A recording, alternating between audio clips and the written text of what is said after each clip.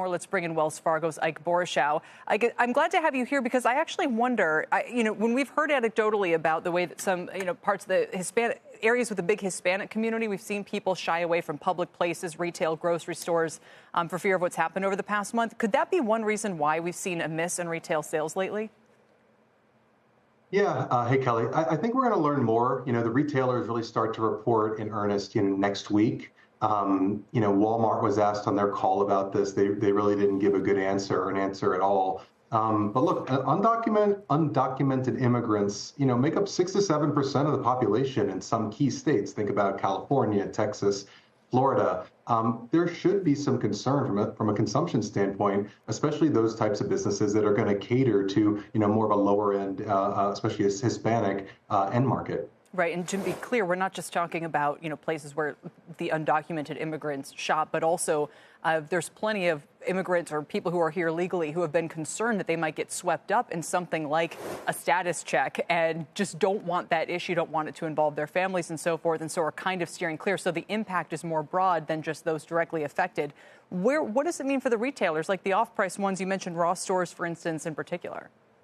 Yeah, look, I mean, for our sector, it's hard to pin down. I would say the glaring subsector where we see the most potential headwind would be off-price. To your point, when we think about off-price spending, they over-index to the Hispanic population, and clearly they're low-end retailers.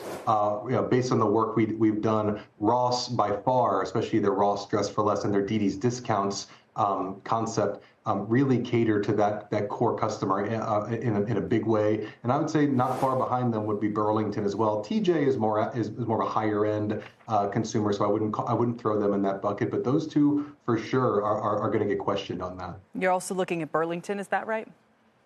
Correct. I think Ross is kind of by far number one. I would say number two would be Burlington when we rank order the potential guys that might be the most impacted. Yeah, and it's early. A lot of this is speculation, but have you heard anything directly from those companies, or can we see it? There's no kind of weekly sales figures or anything like that to track, is there? There's not, and like I said, the retailers are going to start reporting next week, so we'll get some information there. But look, broadly speaking, the problem is retail trends are slowing down. The last 3 to 4 weeks have been very choppy.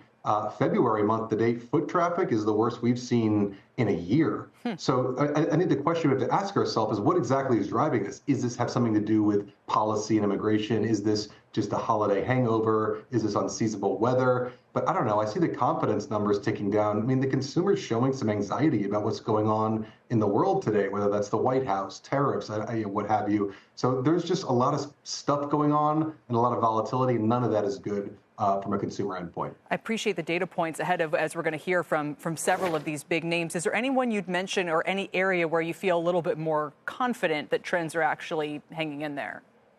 Yeah, I think it's because we're talking about pressures that are really all top down. I think when you talk about your long ideas, they have to be kind of bottoms up. You need idiosyncratic stories that are going to work. Right now for us, Tapestry fits that criteria. CPRI fits that criteria in terms of what's going on in that portfolio. A lot of optionality. We like the Bath and Body Works story, inflecting revenue off of trough levels. And in e-commerce, we actually like the RealReal, who's really taken a couple of years to really fix the business model, and it's really starting to inflect in a big way under new management. So there are some good long ideas out there. You just kind of have to search for them. The RealReal. I have not heard that on the long side in quite some time. That's interesting. Exactly. The market cap's probably too small now for me to even mention.